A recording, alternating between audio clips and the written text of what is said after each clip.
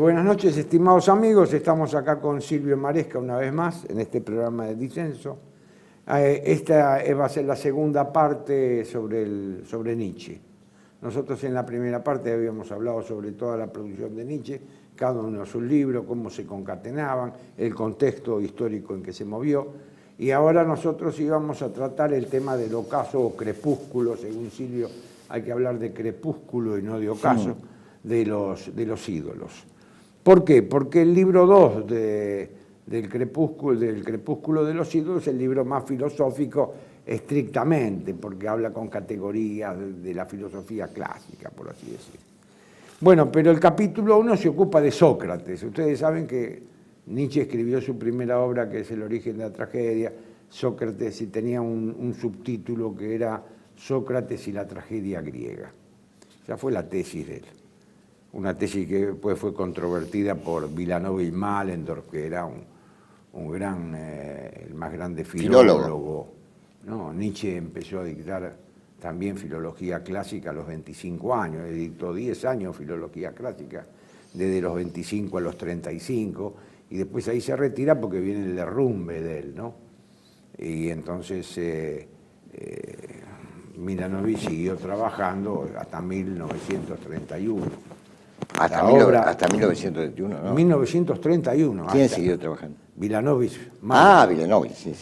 Y así que fíjense, 31 años más. Sí, desde el punto de vista filológico, Milanovich lo destruyó de entrada, digamos, porque la verdad que el nacimiento de la tragedia, desde el punto de vista filológico, es muy discutible, ¿no? Estudiaron griego con los mismos maestros en el mismo lugar. El mismo Nietzsche reconoce que haber inscrito esa obra en el campo de la filología fue un error, digamos, claro. Porque se va mucho más allá de eso. Sí, estudiaron en el monasterio de Forta.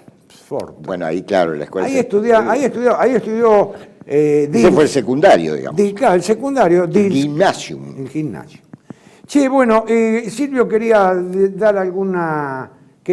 hacer algún comentario sobre Sócrates antes de entrar justo en el libro. Sí, porque nosotros habíamos hablado porque digamos el primer capítulo, aparte de la sentencia y flechas, que son pequeños fragmentos, el primer capítulo donde entra verdaderamente en tema, se llama El problema de Sócrates, que también, como dice bien Sánchez Pascual, se puede traducir como Sócrates como problema, que casi me gusta más. Yo no me quiero detener mucho en lo que dice sobre Sócrates, pero voy a decir un par de cosas nada más. Porque él empieza diciendo que Sócrates quería morir. Por eso aquello que dice Sócrates en el Critón, que le debe un gallo a Asclepio. ¿no? Esculapio. Bueno, Asclepio es la otra posibilidad. Sí. Al gallego ese que traduce como... Está bien, bueno, entonces él infiere que Sócrates quería morir, ¿no? Y que concebía la vida como una larga enfermedad, digamos. Pero inmediatamente tiene un apartado ahí Nietzsche sobre lo absurdo o estúpido, casi podríamos decir, que es que un humano establezca un juicio sobre el valor de la vida, si vale la pena vivirla o no, porque no tendría, dice él, que estar en un nivel por encima de la vida para poder determinar, para poder ser juez de esa cuestión. O sea que en realidad las actitudes de negación o afirmación de la vida, sabemos que Schopenhauer, su maestro, había negado la vida, hablan más del sujeto que pronuncia eso, de su psicología y de la época, que eso es más importante todavía, ¿no es cierto? Porque para él la negación de la vida del siglo XIX, que aparece en Schopenhauer y en otros, es un fenómeno de pesimismo, que para él el pesimismo es un antecedente del nihilismo que vendrá en el siglo XX y XXI, ¿no? Porque son 2 siglos. Pero bueno, no me quería detener tanto en eso, porque además él dice Sócrates era feo y eso entre los griegos. Bueno, eso entre los griegos ya es una refutación. Eso ya. Eso entre los griegos es una refutación. Habla de su amor por la dialéctica y plantea cómo la dialéctica antigua, no está hablando de dialéctica hegeliana, ya es un síntoma de decadencia. Le gustaba mucho ese término decadence, ¿no? Que usa permanentemente en esta época, digamos, ¿no? No olvidemos que Nietzsche está muy influido por el positivismo, las ideas de degeneración fisiológica que eran corrientes en ese momento. Claro, ¿no? bueno, la frenología todavía Nietzsche está muy influido por el positivismo. Sí. Esto ha sido tratado de disimular por muchas lecturas del siglo XX sobre Nietzsche. No hay que disimular porque bueno, se nota la influencia en la segunda mitad del siglo XIX en humano demasiado humano. Ahí pero en toda la obra, la obra, salvo en la etapa romántica, la primera etapa. ¿Vos podés creer que me hace acordar, a veces Nietzsche cuando lo leo, me hace acordar a Lugones, la etapa del positivismo de Lugones, lo mismo. Cómo se maneja con el orden de la literatura, porque Nietzsche escribe bien, ¿viste? Claro, tiene un estilo literario. Claro, los primeros estudios sobre Nietzsche lo consideraban un literato, o incluso no lo consideraban filósofo, etc. Y eso me hace acordar un poco a Lugones, el positivismo de Nietzsche. Bueno, de eso vos sabés más que yo, obviamente, no de Lugones me refiero. Ahora, él dice, ¿cómo se le puede haber ocurrido a alguien? Bueno, después de decir que un extranjero, que eso sí está en las obras de Platón, le dijo a Sócrates que él era un monstruo, era un monstruo anímico, ¿no? Sí, porque le dice, y Sócrates lo admite. Monstrum in fronte, monstrum in animo. Exacto. El extranjero le dice eso, y Sócrates lo admite. Sócrates lo admite. Sí. Entonces, Nietzsche dice que solamente... Dice, como una mente enfermiza puede haber establecido esa ecuación, que es conocimiento igual, o razón, mejor dicho, razón igual virtud igual felicidad. Que la verdad que es la esencia de la ética intelectualista, claro, ¿no es cierto? Lo que se llama la ética intelectualista. Exacto. Que recién el cristianismo, y eso me parece uno de los grandes méritos del cristianismo, a pesar de las cosas que dicen Nietzsche contra el cristianismo, haber roto esa ecuación. No es así para el cristianismo, es razón igual virtud igual felicidad. Exacto. Porque está el problema del pecado. Pero, ¿en qué quería insistir yo? Solo en una cosa que dice Nietzsche al pasar.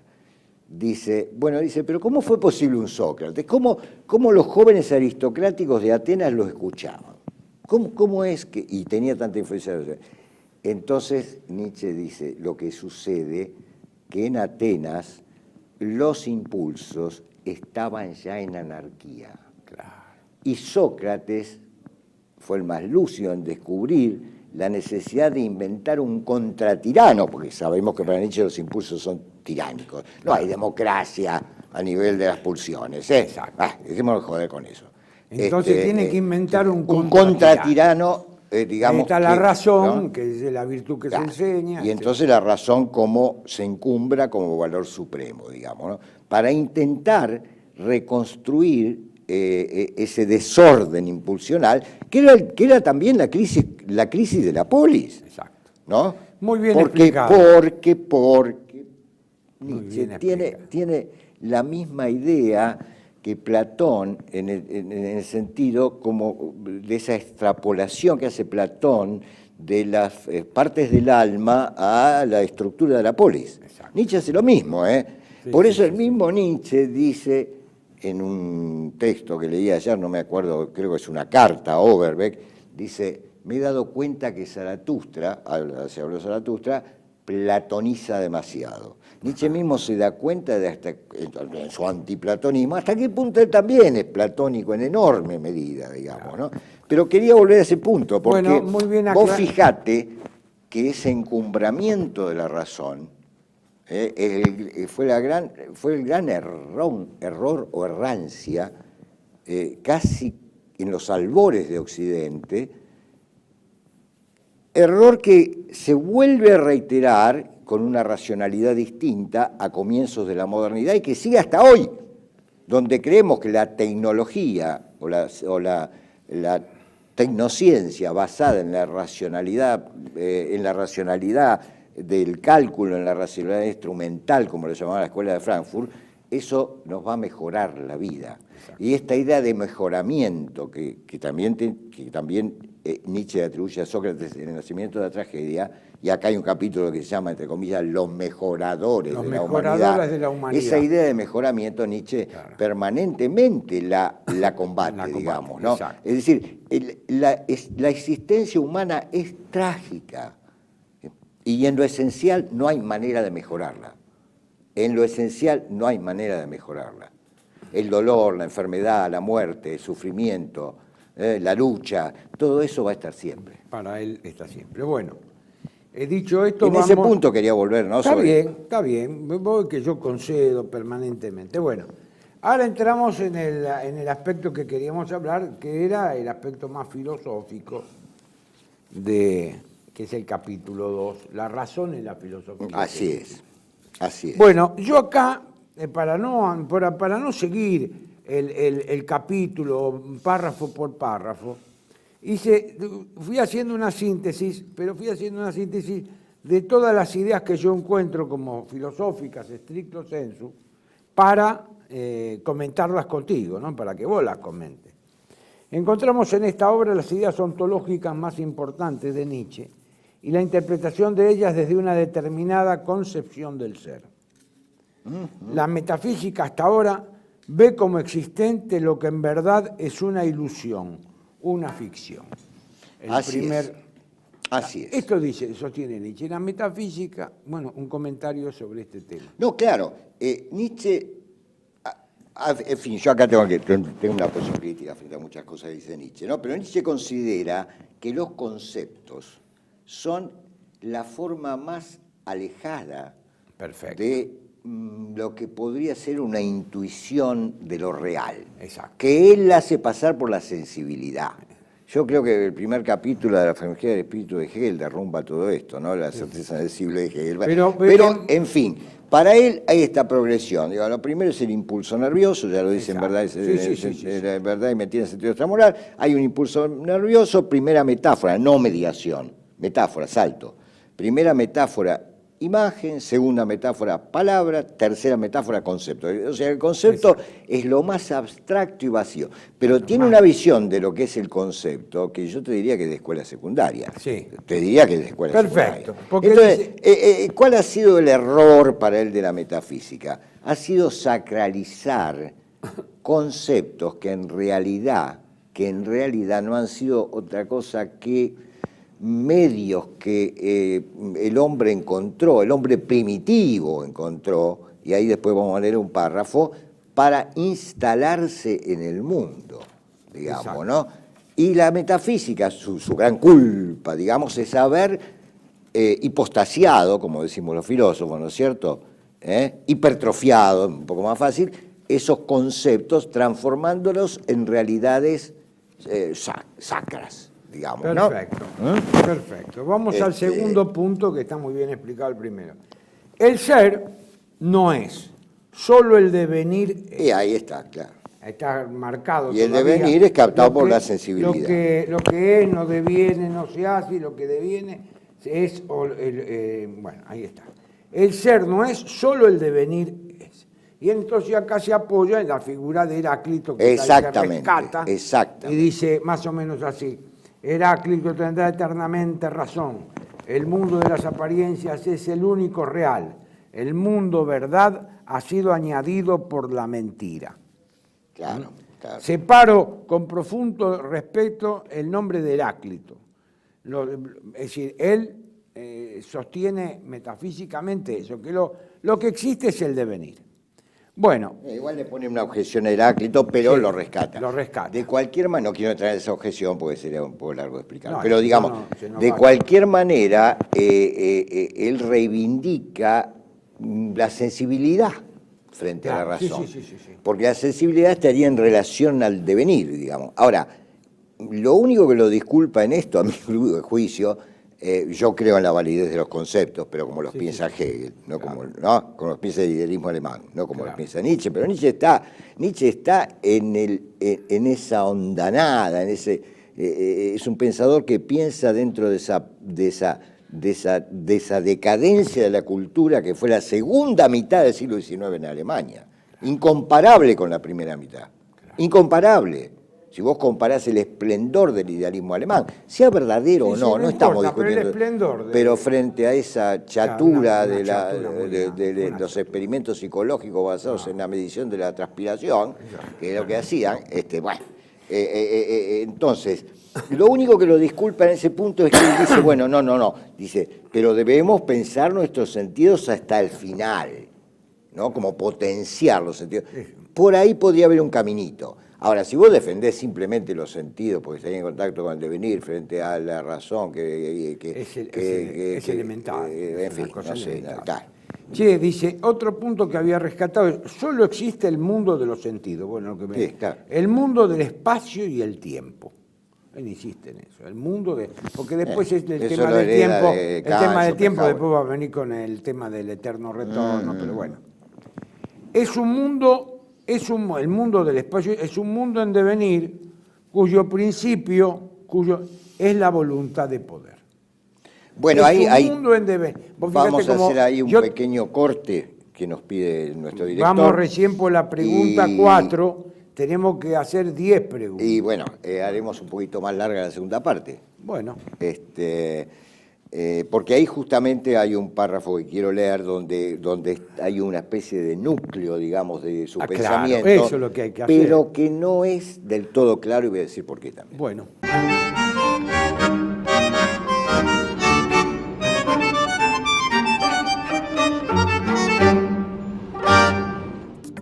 Bienvenidos a CEPA, Centro de Estudios del Pensamiento Americano.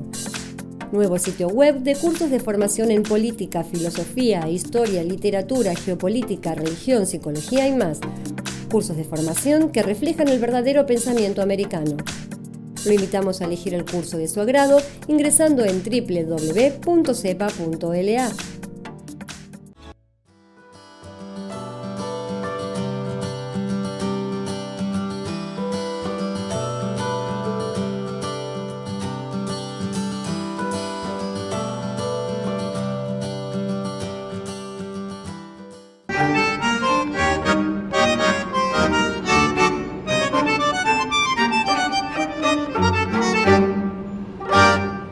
Bueno, seguimos acá con Silvio.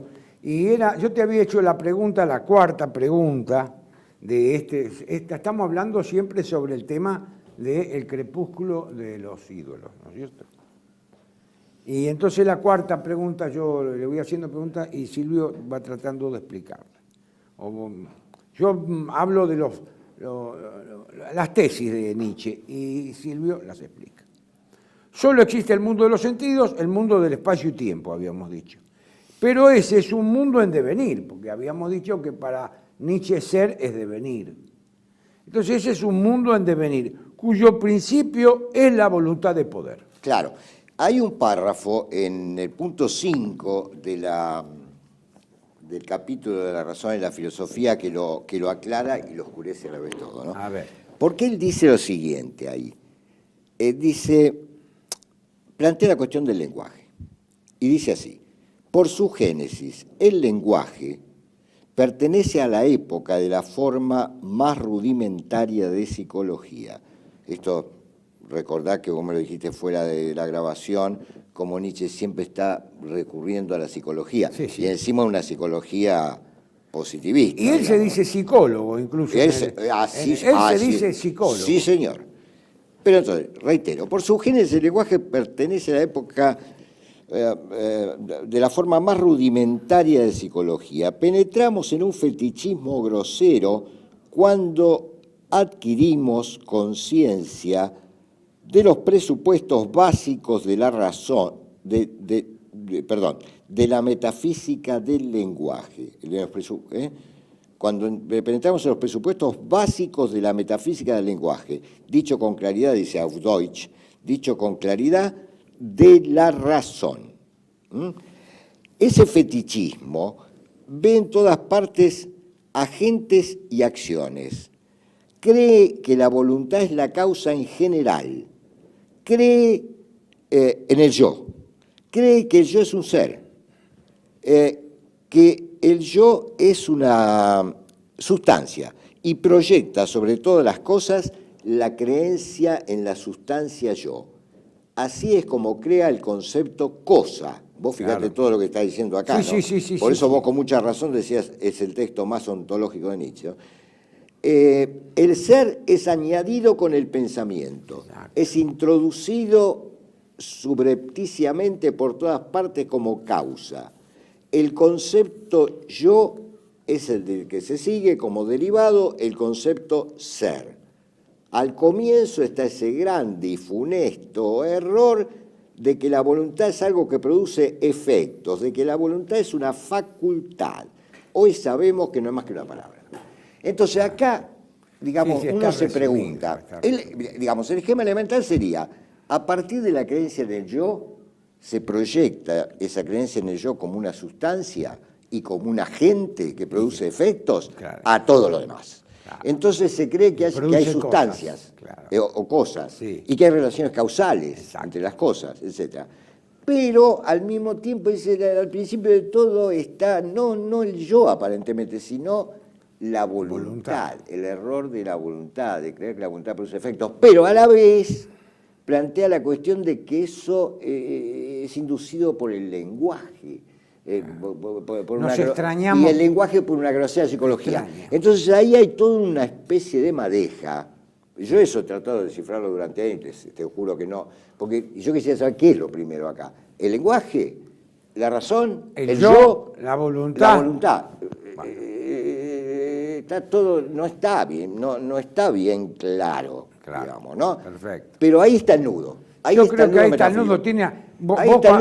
Cualquiera se da cuenta, ¿no?, que ahí cuando habla del yo y demás está Kant presente, porque ahí... Está Kant, sí, pero no tiene la profundidad tampoco. No tiene tampoco la profundidad. Creo que él no tiene la profundidad de entender lo que es el yo kantiano, ni lo que es el yo fictiano. Bueno, pero tiene una intuición. Él ve que la filosofía moderna gira sobre el tema del yo y la voluntad como una facultad, y está ¿Sabes lo girando. que pasa? El positivismo, y Nietzsche es genial dentro de ese contexto, ¿no? Sí. Va más allá, pero va más allá con los instrumentos esos. El positivismo representa, como yo lo he dicho en mi libro Nietzsche y la Ilustración, representa la descomposición de la subjetividad trascendental o absoluta de Kant y del idealismo alemán. La descomposición quiere decir también la biologización y la conversión de la subjetividad absoluta del idealismo alemán, la conversión de eso en una serie de mecanismos fisiológicos, psicológicos, biológicos, que es contra lo que se revela Husserl en Investigaciones Lógicas 1900, que es contra lo que se revela Dilthey, hasta cierto punto, que Rickert, digamos, y después, bueno, los cuatro grandes del buen humor, o sea, Hartmann, Husserl, Heidegger, Scheller, ¿no? Y ahí renace la metafísica, digamos. Pero Nietzsche está ahí, está como Freud, están sumergidos en la cultura positivista, digamos, ¿no? Entonces, viene bien aclarar este tema porque estamos hincando los fundamentos. Entonces, para él la razón y sus categorías derivan de prejuicios como la creencia en el yo, creencia que parece que tiene que ver con la psicología rudimentaria que constituyó el lenguaje.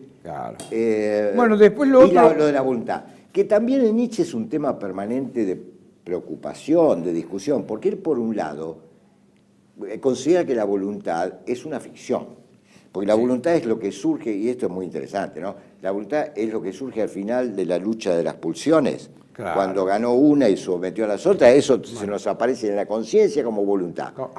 Y esa voluntad, él dice, no es más que una palabra, porque ahí atrás, el trasfondo de la voluntad está la vida. Está bien, pero detrás pero la vida es el conjunto de los impulsos que luchan entre sí. O que y hay algún impulso que tiene, coyunturalmente domina. Pero a la vez rescata la cuestión de la voluntad de poder.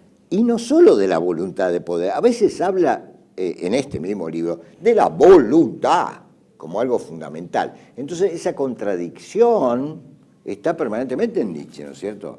Por un lado, la negación de la voluntad, como un fenómeno originario. Y por otro lado, la reivindicación, no solo como voluntad de poder, que ahí se podría entender un poco más y distinguir un poco más, sino como voluntad, simplemente. Cuando habla de, bueno, ya vamos a ver un párrafo que yo quiero leer, cuando habla de la crisis de las instituciones, es genial porque se aplica mucho en nuestra época, porque él dice esa crisis tiene que ver con los hombres, no con las instituciones, pero eso lo vamos a ver después. Y ahí habla de la voluntad, simplemente. Bueno, acá vamos por otra de las preguntas. Bueno, Favorablemente. hay una pregunta que ya la dimos por explicada, que es cuando habla Nietzsche también en este libro, critica la existencia platónica como decadencia de los instintos, Claro. pulsiones o impulsos vitales. Claro. La racionalidad suplanta a la seguridad de los impulsos. Es lo que dijimos Es hace lo un que rato, dijimos antes hablando a propósito de Sócrates, ¿no? ¿no? Exacto. Dice, la vida, hay una parte que sostiene, la vida es igual a las pulsiones Exactamente. y la esencia de la vida es voluntad de poder. Claro. La voluntad de poder es lo que acompaña, digamos, a cada pulsión es una voluntad de poder. Claro. Por eso la voluntad de poder es una cuestión múltiple. No hay una voluntad de poder, ¿no? Es decir, cada impulso aspira a imponerse sobre los otros. Es sencillo, en el fondo. Y son inconscientes, eso aclarémoslo desde el vamos. Claro, porque no es Freud el que descubrió lo inconsciente de lo pulsional, es Nietzsche. Y Freud se enteró a través de una persona bien concreta que iba y llevaba informes en 1883 a los médicos vieneses que después rodearon a Freud, digamos. Freud especializó la cuestión pulsional en lo sexual. Claro. Lo de Nietzsche es muchísimo más amplio. Claro, claro, la pulsión en Nietzsche es una cosa vital. Hay va. pulsiones de todo tipo, Exacto. también sexuales, Obvio. pero no únicamente sexuales. Qué interesante, qué interesante. O sea que... Sí, y decime, otra de las tesis, bueno, lo que es deviene, lo que no es, no deviene. Bueno, eso ya eso lo veíamos. Sí. Ya lo habíamos visto. Y después viene un tema que es interesante, que algo habíamos hablado, la confusión, dice que el grave problema, la confusión entre lo último y lo primero, donde los conceptos son abstracciones vacías Claro. que ocupan el primer, dice, el grave error de los filósofos es confundir lo último con lo primero. Es confundir la causa con el efecto. Por eso es decir, decíamos. el grave error. Por eso Entonces decíamos. dice, lo primero que aparece, y es cierto, uno siempre busca primero el concepto para después derivar Sí, pero todas lo las que no se da consecuencias. cuenta Nietzsche, no entiende Nietzsche, no sabe Nietzsche, que si uno toma el concepto en Hegel, por ejemplo, Claro. el concepto es el movimiento del pensar, Claro. no es una momia, como dice el de los conceptos, no es un cascarón vacío, digamos, ¿no? Pero bueno, él eso no lo capta. Nietzsche no sabía mucha filosofía, No. tengamos en cuenta eso. No conoce tanto. Nietzsche como estudioso de la filosofía es un desastre. Sí, Te lo digo claramente, yo conozco su lectura, el tipo leía biología, leía otras cosas. Claro, se nota una influencia también en Darwin ahora. que Sí, dice, igual habla críticamente. La crítica a la cosa en sí, mirá lo que dice. No quiero hablar de la cosa en sí, del horrendum pudendum de los metafísicos. Sí, claro, rechaza la cosa en sí. Rechaza la cosa en sí. Bueno, eso ya, Vamos al otro punto que había visto yo, que era, la cosa en sí kantiana, ¿no? Rechaza. sí, la cosa en sí kantiana. La voluntad Sí, de poder, pero hay que ver, no, discúlpame, hay que ver si las pulsiones nietzscheanas no ocupan un poco, en cierta forma, ese lugar que ocupaban acá en la cosa en sí.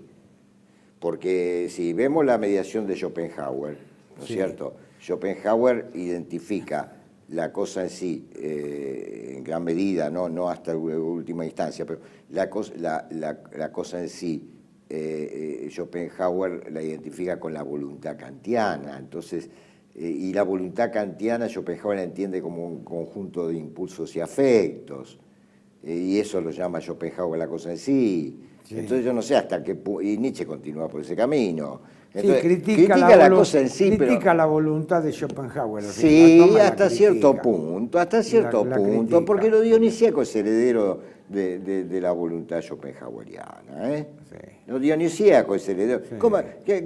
Cuando vos lees la descripción que hace Schopenhauer de la voluntad, sí, como principio metafísico, es ese caos dionisíaco. Bueno, está bien. Hay una traducción, hay una reinterpretación, claro, pero es el Dionisos, y no como dice Stan River, Dionisio, el Dionisos nietzscheano es heredero de lo uno primordial, claro, que todavía lo llama así en el nacimiento de la tragedia de Nietzsche, schopenhaueriano. Eso es indudable, ¿no? Bueno, otro punto que nos quedaba acá era Es decir, la voluntad de poder es esta vida de la tierra, que hace surgir todo de sí. Todo, Es decir, de, todo sí. de sí, la vida de la tierra. Es decir, cuando ya terminamos el capítulo Sí. pasamos al capítulo de, no los que quieren salvar la humanidad, que eso no. Los mejoradores de la humanidad. No, el tema del mundo. No sé cuál está, ¿no? Porque tenemos la moral como contra naturaleza. Va. Igual Ahora todo te lo esto, encuentro. naturalmente, no es como para que nuestros televidentes, para suplantar su lectura. No. Esto es una introducción a la lectura de esta obra que, como dijo muy bien Alberto, es la obra quizá más ontológica de Nietzsche, y eso está documentado, porque esta obra Nietzsche la publica ya en sus últimos meses de lucidez, Claro. cuando renuncia a escribir, digamos, esa gran obra filosófica donde iba a exhibir su sistema, que era la voluntad de poder o la transvaloración de todos los Sí. valores. En fin, va cambiando los títulos en su proyecto, lo sustituye por esta obra. Entonces, Claro. naturalmente, la más ontológica, porque viene a reemplazar el sistema que él quería construir. Claro. El sistema de Sí, filosofía. no, y aparte que uno va viendo que tiene desarrollo. No, Por no, ejemplo, bueno, pero eso está yo documentado. noté mucho... Alberto, eso está documentado. Está documentado Claro. todo, bueno. Mirá, yo me había detenido en algo que me llamó la atención. Sí. Cómo él se ubica en la historia de la filosofía. Ajá. Miren ustedes, es una paginita, son 6 párrafos nomás, que se llama El mundo como verdad vino a reducirse Sí. al cabo de una fábula. Sí. Entonces, es la historia de la filosofía. Sí. Es la historia de la filosofía según Nietzsche. Claro, es en un vocabulario literario, ¿no? Y así, por ejemplo, el mundo verdad accesible al sabio, al religioso, al justo, vive en él. Él mismo es su mundo, el mundo verdad. Ese es el Que punto. sabemos que es el mundo mentira, en realidad, ¿no? Ese es el punto 1. Esta, claro, es la forma más antigua de la idea relativamente racional, sencilla, perífrasis de la proposición. Yo, Platón, soy la verdad. Entonces, este es el mundo de Platón. El mundo verdad es el mundo de Platón. De Primer los sabios. capítulo de la metafísica. Exacto, el primer capítulo de la metafísica. Después viene el mundo verdad accesible al sabio, al religioso, al justo, y coloca él al pecador que hace penitencia. ¿Qué dice? Se torna, progresa la idea, se torna más fina, más insidiosa, más incoercible, se vuelve mujer, se hace cristiana, porque entra el pecador, ¿me entienden? Claro, ya no es tan como en Platón, que accedes a la idea, digamos, No, a través sí. de la intuición intelectual. Acá ya es otra cosa, ¿no? El mundo verdad accesible y demostrable, Claro, inaccesible. inaccesible, indemostrable, que no se puede prometer, pero que aún suponiendo que fuese imaginario, es un consuelo, un imperativo. El sol antiguo luce en el fondo, más oscurecido por la niebla y la duda. La idea se ha vuelto pálida, septentrional, Königsbergiana. Claro. ¿Me entienden? O sea, existe un mundo inteligible, existe el mundo de la idea, pero la razón no puede acceder. ¿No? O sea, El mundo verdad. tercer capítulo. Sí, ahora viene el cuarto. Ahora viene el cuarto. Ven cómo está escribiendo la historia. El mundo verdad, inaccesible. No se pregunta, inaccesible. Por lo menos no alcanzado en caso alguno. Luego desconocido. Por eso, ni consuela, ni salva, ni obliga a nada. ¿Cómo puede obligar a algo una cosa desconocida? Alba gris, primer bajido de la razón, canto del gallo del positivismo. Ahí te das cuenta que él da una valoración positiva al positivismo. Le da una Es valoración. el alba. Sí, ¿no? sí. Y acá Es el cuando alba. dice razón, porque es tan contradictorio Nietzsche, cuando dice el primer bostezo de la razón, acá está hablando de salimos de la locura del transmundo. Exacto. Entonces acá la razón es una buena palabra. Está en este inserta, párrafo. Está inserta. En este párrafo es una buena palabra. Bueno, y acá viene... Pero vos fijate, Sí. el alba. El alba. Es el alba, es decir, le da un carácter positivo Le da un carácter al positivo, positivismo. Sí, claro. sí. Bueno, la quinta. El mundo verdad, una idea que no sirve ya de nada, no obliga a nada, una idea que se ha vuelto inútil y superflua, por consiguiente, una idea refutada, suprimámosla. Día claro, primer almuerzo, retorno del sentido común y de la alegría. Platón se pone colorado de vergüenza y todos los espíritus libres arman una batahola de 1000 demonios. ¿Quién es? Él. Y es él en la etapa, primera etapa.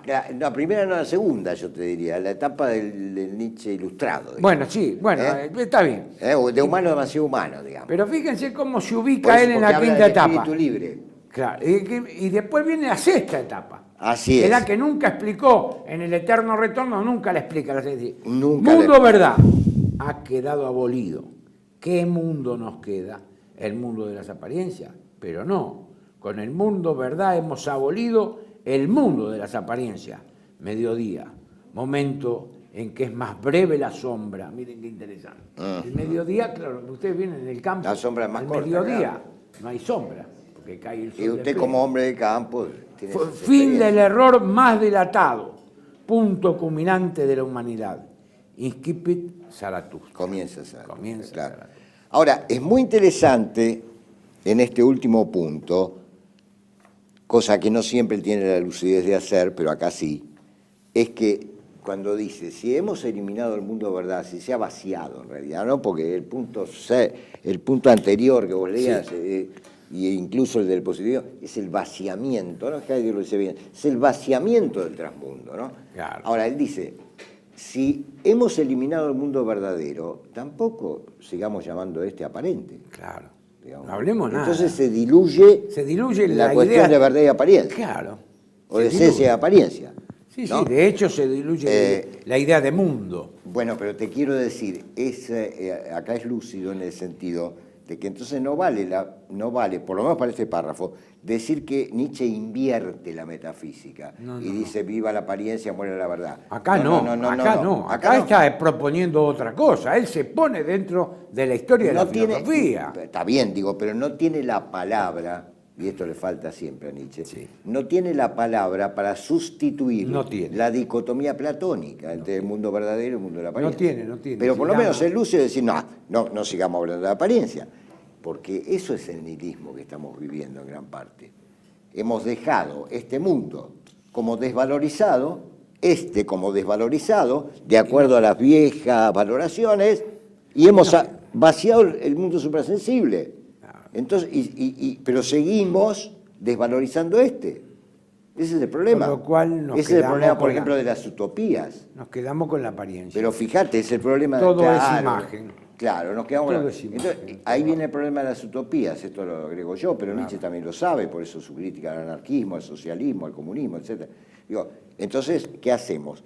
Trasladamos el mundo verdad vacío a un mundo a realizar en la historia. ¿Para qué nos sirve? Un mundo perfecto, rusoniano, ¿no? Nietzsche lo odia, Rousseau. Un mundo rusoniano a realizar en la historia, desde el cual minusvaloramos Todo es una porquería, el día que llega la... Con lo cual nos quedamos sin chicha ni limonada. Con lo cual nos quedamos en la peor situación posible. Lógico. Porque nos quedamos sin transmundo y con el mundo actual como apariencia, desvalorizado. por otra parte. Como mera apariencia. Claro. Bueno, señores... tenemos que hacer acá un intervalo. Vamos a hacer un intervalo o creo que terminamos... No, señor, porque yo tengo que leer algunas cuestiones todavía. Bueno, un intervalo.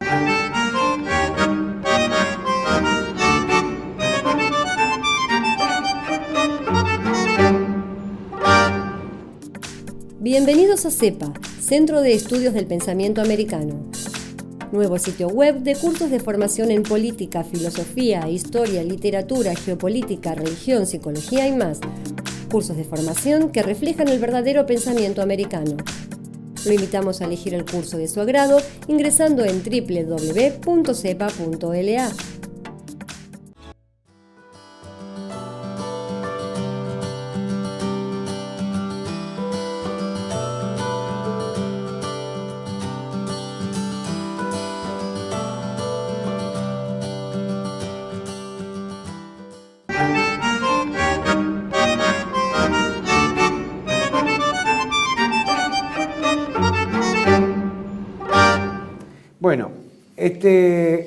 Nos queda ahora una última parte. Sí, nos queda mucho, pero Bueno, no podemos hacer... no podemos. una- Además, como ya dijimos, lo que nosotros nos proponemos es una inducción a la lectura de Nietzsche. esta obra Y en bueno, particular, y no leerla toda acá o explicarla toda acá, porque sería imposible, ¿no? Tenemos que hacer un seminario. Pero ¿sabés qué? Quiero leerte para, un par de para cosas. que nos entiendan estos próximos 10 minutos.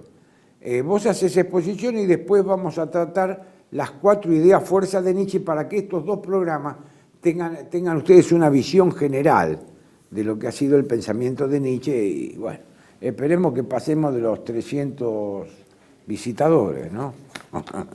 Nunca vamos a tener tanto como está en River. Jodete. Y la vida es dura, es que No, son tipos mirá, que saben. hay una parte que es la más larga de este texto, que se llama Consideraciones de un intempestivo, ¿no? Sí. La más larga, realmente, ¿no? Después hay parte muy interesante, la moral como contra la naturaleza, Sí. todo su intento de rescatar la naturaleza, pero no en el sentido habitual que todo se entiende, pero no podemos entrar en eso, ¿no? Pero sí quiero leerte una cosa que es espectacular, ¿En dónde está? para entender nuestra época. Sería de las incursiones en un intempestivo el 39, el apartado 39, Ajá. ¿no? Porque ahí realiza, mira vos, ¿no? Hace tanto tiempo, bueno, dice crítica de la modernidad, se llama. Crítica de la modernidad. Dice, fíjate, pensá en nuestro país hoy, Argentina hoy. Sí. Nuestras instituciones, dice, no valen nada. Sobre esto existe unanimidad.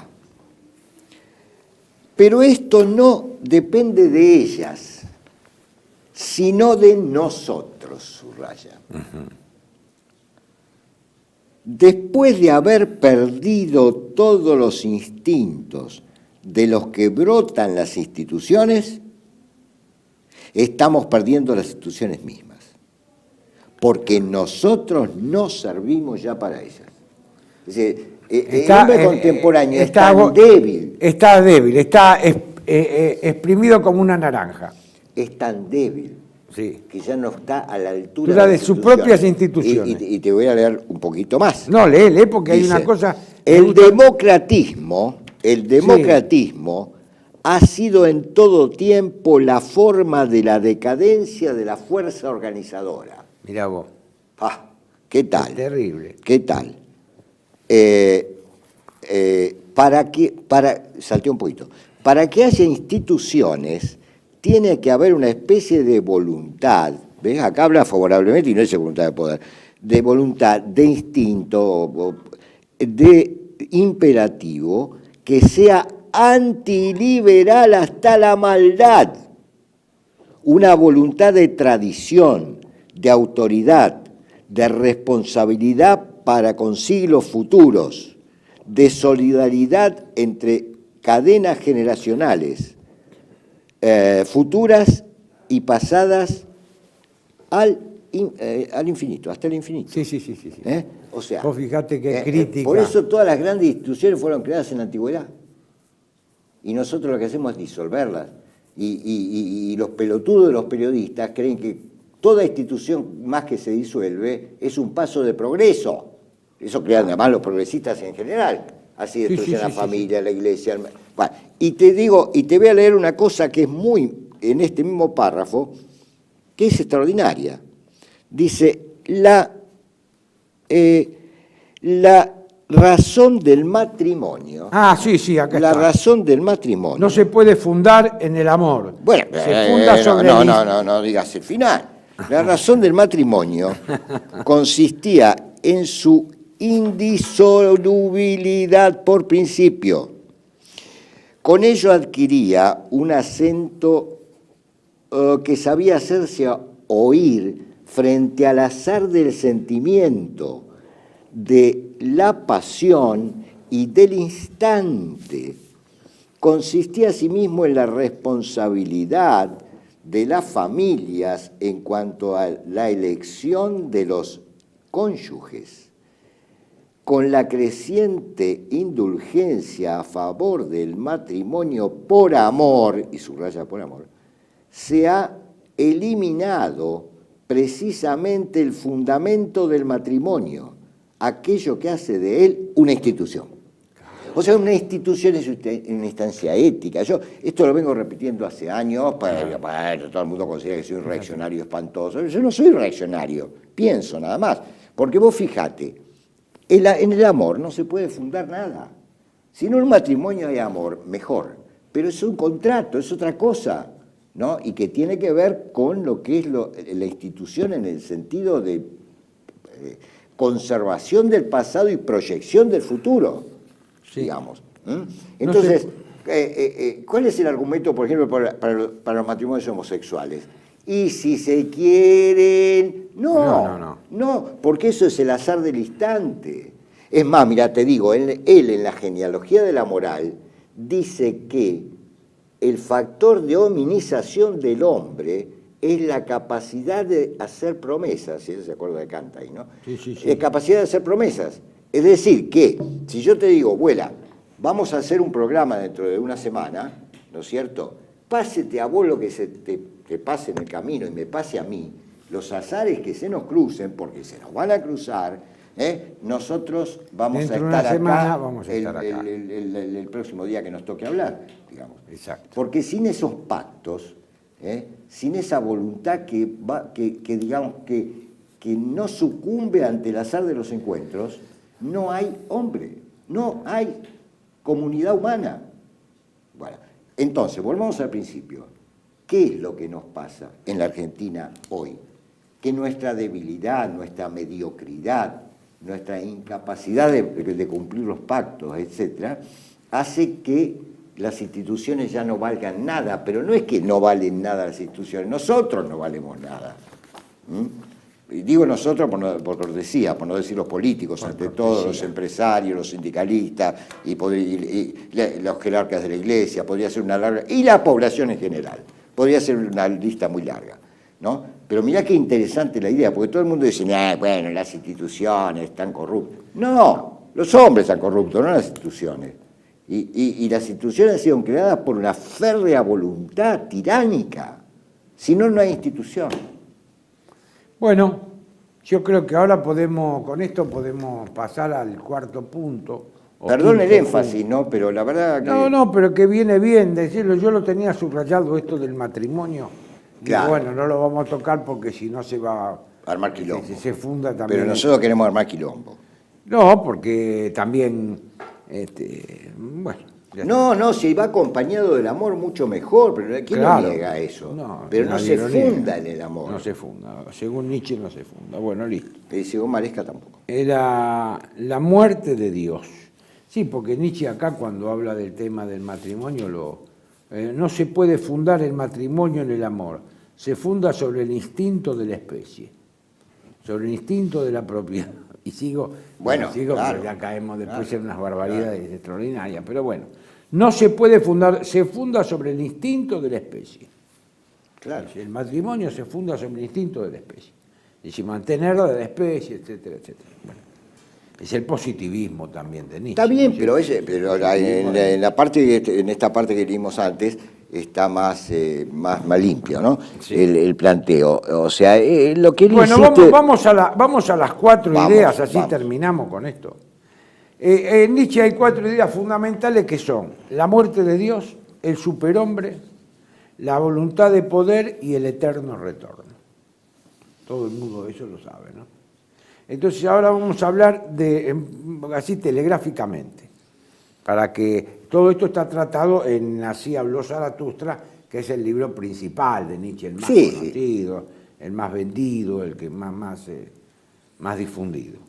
Bueno, el conflicto entre la libertad finita del hombre y la voluntad de Dios lo lleva a afirmar: si hubiera dioses, ¿cómo soportaría yo no ser Dios? Dice. Y claro. Conflicto entre la libertad finita del hombre y la voluntad de Dios. Él no está diciendo ahí que el hombre es Dios, aunque tiene a veces demasiada demasiado interés en el hombre, como Víctor Masur reconocía bien, ¿no? Y por eso lo llamaba el humanismo ateo. Porque es un humanista en el fondo, y eso a mí no me gusta mucho, el humanismo, ¿no?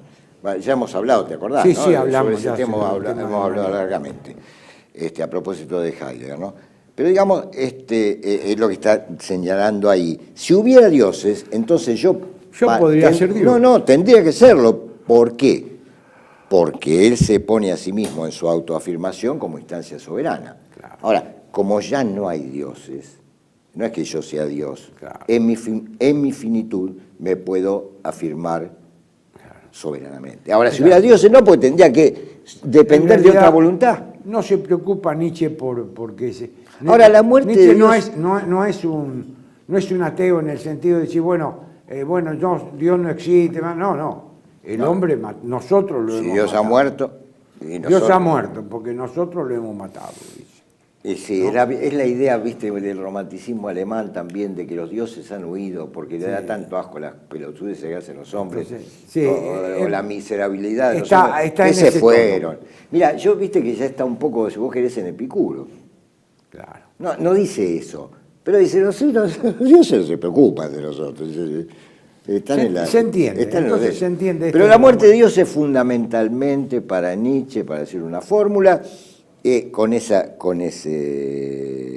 frase, él lo que señala es, como diagnosticador, como médico de la cultura, lo que él señala es el hecho de que los más altos valores han sido definitivamente devaluados. Exacto. Esos más altos valores eran nihilistas, si vos querés, poner los valores cristianos, pero algo eran. Exacto. Pero algo eran, digamos. Bueno, ahora estamos en una etapa en la cual los más altos valores, que podrían ser los trascendentales, ¿no es cierto? Sí. Los famosos trascendentales, verdadero, Sí, bueno, bello. Bueno, eso es la tesis de Fink, Se han ¿no? Dice que devaluado. están ahí esos valores. Dice, pero no quiero meter... Eso es la muerte de Dios. Entonces Listo. no tiene nada, en el fondo tiene más que ver con un problema cultural que con una cuestión religiosa específicamente. El superhombre, la otra idea. El Es la redención del hombre, pero solo puede redimir en dirección al futuro. Claro, El superhombre no puede redimir en el pasado, como si fuera una especie de redentor del hombre. No, bueno, no creas, porque siempre estaría muy de la acuerdo voluntad con eso. siempre No estaría trabaja sobre el futuro. No estoy de acuerdo. Porque en el discurso de la redención de Hacia los Zaratustra, él dice que solo sería para él redención que convertir todo fue en un así lo quise yo. Porque si no, el pasado, si vos no lo justificás de alguna manera, te deja atada la voluntad a lo traumático del pasado. Entonces la voluntad empieza a vengarse contra todo lo que sucede. Pero la voluntad siempre es voluntad del futuro. Sí, pero tiene que redimir el pasado. Yo no sé si hay redención, porque ahora pasamos al otro punto. Pero lo dice textualmente. Bueno, pero ¿cómo entiendo yo entonces? Porque el superhombre manifiesta la voluntad de poder. El superhombre, que fue una esperanza, claro, fue una esperanza de él que yo creo que no se cumplió, pero digamos, pero a él no lo pensaba además como una cuestión para todas las masas, sino para unos poquitos, ¿no? Bueno, pero hay que ver si cumplió incluso para esos poquitos. Serían aquellos hombres que pueden crear, ahí la transvaloración, pueden crear valores a partir de los impulsos que ha condenado el cristianismo, de impulsos oscuros muchas veces, ¿verdad? Pero que pueden crear valores que sean afirmadores de la vida. Que no afirmen un transmundo, sino la sensualidad, la sexualidad. Bueno, la belleza. Peligroso ese pensamiento, porque cualquier pelafustán, hoy por hoy, que hace cualquier cagada en cualquier lado, se cree que ya que ha superado la moral, etcétera, etcétera. Muy peligroso el pensamiento de Nietzsche. Pero, bueno, en definitiva, el superhombre es ese. Aquel que es capaz de crear valores que, a diferencia del cristianismo, no van en contra de la naturaleza de la vida, sino que afirman la vida. Los impulsos y aplican los impulsos a la vida. La voluntad de poder. La voluntad de igualdad es la impotente voluntad de los desafortunados. Sí, señor. La vida de la tierra es la voluntad de poder. Es el constante antagonismo de todo lo existente individual contra todos los demás. La vida no es en Nietzsche la vida biológica, sino lo que hace tales a todas las cosas finitas y las mantiene en movimiento. Es decir, la vida es lo que hace a las cosas lo que son, y no es la vida biológica, como decimos, la vida de una planta, un animal, o la misma vida del hombre biológica. La vida es el ser de los entes, para hablar como Heidegger. Acá me detuve en esto un poco más de la vida, pero como la vida se realiza en el tiempo y mira siempre al futuro, se presenta aquí una gran aporía, pues no puede querer hacia atrás la vida. Choca con la inmutabilidad del tiempo y entonces no puede todo. Bueno, pero Esa es la aporía. justamente la redención, discurso de redención, consiste, solo esto sería para mí redención, transformar todo fue en una siloquise, que eso solamente lo podés lograr a través, viene el tema del eterno retorno, que es el más difícil, a través del eterno retorno. ¿Por qué? ¿Por qué? Y ahí te concilio con tu idea del futuro. Porque si ante el instante, que el ahora, ahí, en el instante, sí. en el instante, no el ahora, el instante, Sí.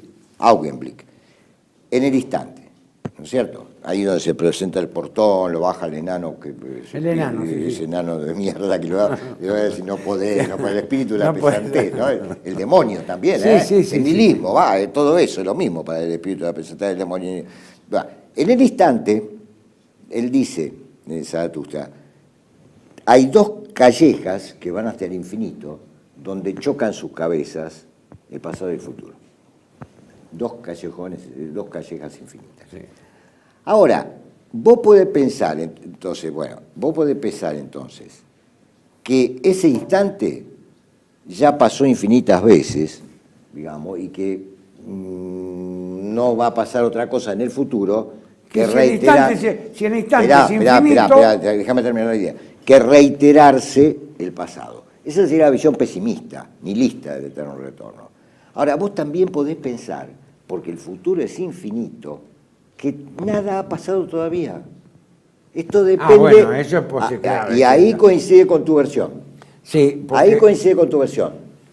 Porque da lo mismo en el instante pensar que todo ya ha pasado infinitas veces, como pensar que todo está por pasar infinitas veces y nunca ha pasado nada. Y ese es el enigma del instante. Bueno, ese es el enigma del instante. Por eso quiero ir y al cuarto. En ese punto te da la razón. Y bueno, quiero ir al cuarto punto del eterno retorno. Es pensar todo el mundo. Esta idea es más bien aludida que pensada. Es un saber secreto.